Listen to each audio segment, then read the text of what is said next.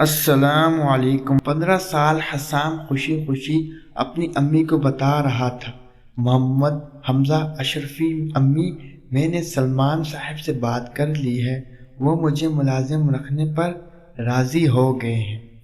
15 سال حسام خوشی خوشی اپنی امی کو بتا رہا تھا، حسام کی والدہ اس سے کام کروانا نہیں چاہتی، مگر مجبوری ہی کچھ ایسی تھی، وہ بے دلی سے مسکرا دے۔ والد کے انتقال کے بعد حالات نے وقت سے پہلے ہی حسام کو سمجھدار بنا دیا تھا۔ وہ میٹرک کا امتحان پاس کر چکا تھا۔ سلمان صاحب کی موٹر میکینک ورکشاپ تھی۔ چند مہینے میں ہی حسام نے اپنے کام پر اتنا عبور حاصل کر لیا تھا جس کے لیے کئی سال درکار تھے۔ سلمان صاحب نے اس کی تنخواہ بڑھا دی تھی۔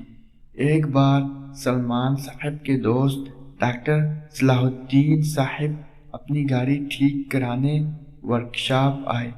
ڈاکٹر صاحب سے یہ اس کی پہلی ملاقات تھی۔ سلمان صاحب کہیں گئے ہوئے تھے۔ وہ حسب عادت پوری توجہ سے ڈاکٹر صاحب کی کار پر کام کر رہا تھا۔ کچھ دیر اسے توجہ کام کرتے دیکھتے رہے، پھر انہوں نے اس کا نام پوچھا۔ تمہارا کیا نام ہے بیٹے؟ لہجہ شائستہ تھا۔ حسام الدین مختصر جواب دے کر وہ پھر کام میں لگ گیا تھا۔ تمہارے والد کیا کرتے ہیں؟ چند لمحے رک کر انہوں نے دوسرا سوال کیا۔ جی وہ اب اس دنیا میں نہیں ہے۔ تم پڑھتے نہیں ہو؟ انہوں نے ہمدردی سے پوچھا۔ نہیں، مجھے پڑھنے کا شوق تو بہت ہے، لیکن حالات کی وجہ سے مجبور ہوں۔ ڈاکٹر صاحب کچھ دیر اور اس سے باتیں کرتے رہے۔ اس دوران گاڑی کا کام مکمل ہو گیا تو اس نے کہا، لیجیے آپ کا کام ہو گیا۔ حسام بیٹا، کیا تم مجھ سے میرے کلینک میں مل سکتے ہو؟ کسی وقت کارڈ بڑھاتے ہوئے اس کی طرف انہوں نے کہا۔ ان کے لہجے میں کچھ ایسا تاثر تھا کہ حسام نے وہ کارڈ لے لیا۔ اتنے میں سلمان بیگ آ گئی اور ڈاکٹر صاحب ان کی طرف بڑھ گئے۔ السلام علیکم۔ اگلے ہفتے وہ ڈاکٹر صاحب کی کلینک میں تھا۔ وعلیکم السلام، ڈاکٹر صاحب نے مسکرا کر جواب دیا۔ مجھے تمہارے آنے سے بہت خوشی ہوئی حسام میاں۔ جانتے ہو، جب میں نے تمہیں پہلی دفعہ دیکھا، مجھے اسی وقت اندازہ ہوا کہ تمہارا کسی مذہب گھرانے سے تعلق ہے۔ پھر جب تم نے بتایا کہ تمہارے والد کا انتقال ہو گیا تو مجھے بہت افسوس ہوا۔ میں تمہاری مدد کرنا چاہتا تھا۔ حسام میاں، کیا تم تعلیم پر سے شروع کرنا چاہتے ہو؟ جی انکل۔ حسام کا جھکا ہوا چہرہ ذرا اٹھا تو اس میں امید کی کرن تھی۔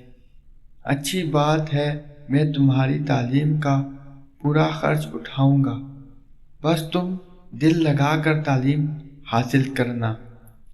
ڈاکٹر صاحب، میں کسی طرح آپ کے اس احسان کا بوجھ اٹھاؤں گا جسے میں اتار بھی نہیں سکتا۔ حسام واقعی بہت خوددار تھا۔ یہ میں تم پر احسان نہیں کر رہا حسام میاں، ایک فرض ادا کر رہا ہوں۔ سنو، میرے والدین بہت غریب تھے۔ میرے پاس اعلیٰ تعلیم حاصل کرنے کے لیے وسائل نہیں تھے۔ ان حالات میں میرے ایک استاد نے ہی مجھے تعلیم دلوائی، مجھے ڈاکٹر بنایا۔ ایک دن میں اس قابل ہو گیا کہ ان کا کچھ احسان اتار سکوں۔ میں ان کے پاس گیا، ان کا احسان یاد دلایا تو انہوں نے جو کہا ان کے الفاظ مجھے آج تک یاد ہے۔ انہوں نے کہا تھا کہ برخوردار میں نے تمہیں اسی لیے تعلیم نہیں دلوائی کہ تم مجھ پر مہربانی کر کے میری نیکی برباد کر دو، اسے ختم کر دو۔ نیکی سفر کرتی ہے۔ ہاں، اگر تم واقعی کچھ کرنا چاہتے ہو، کسی ایسے بچے کو جو تعلیم کا شوقین ہو مگر اس کے پاس وسائل نہ ہو، اسے تعلیم دلوا دینا۔ تو حسام میاں، میں صرف اپنے استاد کا قرض اتار رہا ہوں۔ حسام اب مطمئن ہو چکا تھا، مگر چہرے پر پھر ایک الجھن آئی۔ انکل، میں صبح ورکشاپ جاتا ہوں اور رات 10 بجے واپس آتا ہوں، تعلیم کے لیے وقت کیسے نکال پاؤں گا؟ اگلے دن حسام ورکشاپ پہنچا تو دیکھا کہ باہر ہی ڈاکٹر صلاح الدین اور سلمان بیگ کھڑے مسکراتے ہوئے باتیں کر رہے تھے۔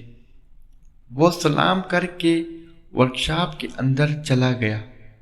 تھوڑی دیر بعد سلمان صاحب اندر آئے اور کہنے لگے، حسام، مجھے بہت خوشی ہوئی تم نے پھر سے پڑھائی شروع کرنے کا فیصلہ کیا ہے۔ اس سلسلے میں تمہاری ہر ممکن مدد کروں گا، اور ہاں، اب تم شام 6 بجے ہی چھٹی کر لیا کرو۔ حسام کی خوشی کی کوئی انتہا نہیں تھی۔ حسام نے شام کے کالج میں داخلہ لے لیا تھا۔ وہ انتہائی ذہین تھا۔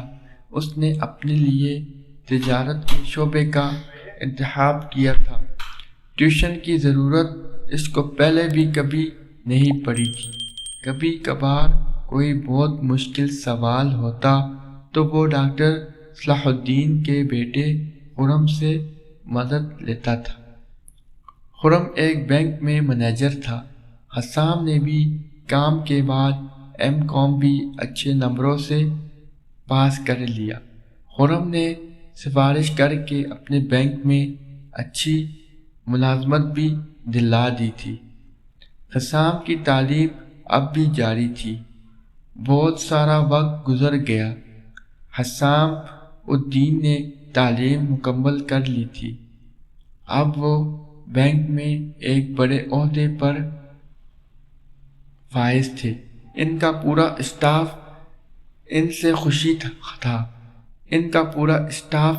خوش تھا۔ انہوں نے ماں کی پسند سے شادی کر لی تھی۔ ڈاکٹر صاحب کا خاندان اس کی شادی کی تیاریوں میں پیش تھا۔ ایک دن وہ پھل خریدنے ایک بڑی دکان پر پہنچے۔ خریداری کے بعد دکاندار نے ایک لڑکے کو اشارے سے بلایا اور کہا کہ یہ سارے پھل صاحب کی گاڑی میں رکھ دو۔ حسام الدین صاحب کو یہ لڑکا بہت شائستہ لگا۔ انہوں نے لڑکے سے پوچھا، تم صرف کام کرتے ہو یا پڑھتے بھی ہو؟ لڑکے نے جواب دیا، میرے والدین نہیں ہیں، میں اپنے غریب چچا کے ساتھ رہتا ہوں، وہ بھی یہاں سے تھوڑی دور کام کرتے ہیں۔